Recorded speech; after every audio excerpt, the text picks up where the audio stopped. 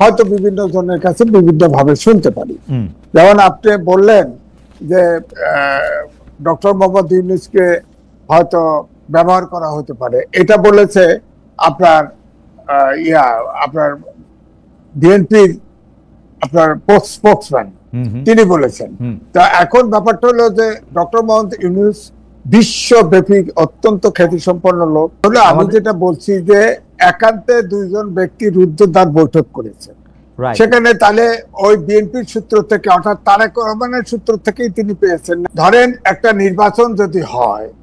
তাহলে ইউনূস সাহেব তার ক্ষমতায় থাকছেন না, তিনি যেভাবে ইন্টারন্যাশনাল ফিগার এবং তার বক্তৃতার টাকা পয়সা দিয়ে head of state head of government শোনে, সুতরাং তাকে তো ব্যবহার করাই যায়। তিনি আমি তো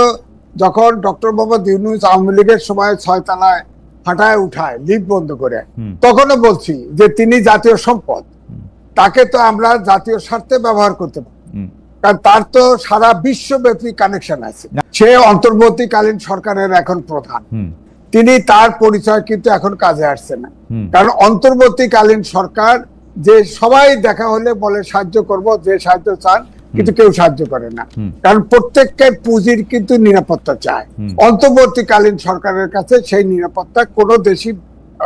আস্থা রাখতে পারে না, এই জন্য তিনি কিন্তু কোনো কিছু জেনারেট করতে পারছেন না, কোনো বিনিয়োগ নাই, কোনো ব্যবসা নাই। না, আমার তো মনে হয় না। আমার অনুমান হচ্ছে ডক্টর মোহাম্মদ ইউনূসকে কোনোদিন বিএনপি প্রেসিডেন্ট হিসেবে নেবে না, কারণ তিনি ডক্টর মোহাম্মদ ইউনূস তিনি এমনই প্রকৃতির মানুষ, আমার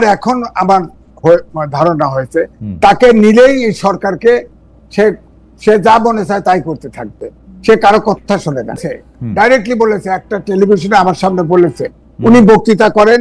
উনি বক্তৃতা শোনেন, প্রশ্ন করলে মৃদু হাসেন, কোনো উত্তর দেয় না, আজ্ঞাবহ বলছে না, কারণ বিএনপি তো তার 31 দফার সংস্কারে তো বিএনপি প্রেসিডেন্ট এবং প্রধানমন্ত্রীর মধ্যে ক্ষমতার ভারসাম্য চেয়েছে, হয়তো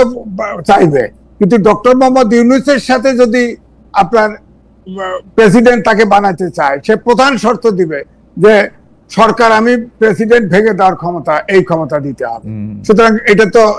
তাকে না, তিনি সারা বিশ্বে ধরেন ওয়েলফেয়ার, বাংলাদেশের ওয়েলফেয়ারের জন্য তাকে ব্যবহার করতে পারে, ওয়ার্ল্ড ব্যাংক, বিদেশি প্রতিষ্ঠান, রাষ্ট্রনায়ক, হেড অফ স্টেট, বিভিন্ন জায়গায় আমরা উন্নয়নশীল দেশ হিসেবে যেখানে তার লবি করা দরকার, ধরেন বাংলাদেশের প্রেসিডেন্টের বিশেষ দূত থাকলো, বা প্রধানমন্ত্রীর বিশেষ দূত থাকলো, বা বাংলাদেশের বিশেষ দূত থাকলো, বাংলাদেশের পক্ষে তিনি সারা বিশ্বের অপিনিয়ন তৈরি করলো বা বাংলাদেশের স্বার্থে কাজ করলো, সেটা হতে পারে। তবে তারা কি বলেছে সেটা তো আমরা জানি না, দ্বিপাক্ষিক আলোচনা কি মেসেজ। তবে আমি এইটা বলতে পারি, আমি কিন্তু ডক্টর মোহাম্মদ ইউনূসের পক্ষে টকশো করেছি, আমি লিখেছি, কাল বেলাতে ছাপা হয়েছে, আমি অনেক রিকোয়েস্ট করে ছেপেছি। আমার একটাই বক্তব্য হচ্ছে ডক্টর মোহাম্মদ ইউনূস আমাদের জাতীয় সম্পদ, সুতরাং তাকে ব্যবহার করা যায়, সে দেশের সাথে কাজ করতে পারে। আমি এটাই বোঝাইতে চাইছি যে শেখ হাসিনা তাকে রাষ্ট্রের জন্য ব্যবহার করলো না, এবং ব্যবহার মানে কি, এটা তো যখনই আমি লিখেছি তখনও তার পক্ষে আমি স্ট্যান্ড নিয়েছি, কিন্তু এখন যেটা দেখতে পাচ্ছি আমার কাছে মনে হয়েছে খুব নরম স্বৈরাচার, তিনি নিজের ক্ষমতার বাইরে কিচ্ছু করতে রাজি না, আমার কাছে এটাই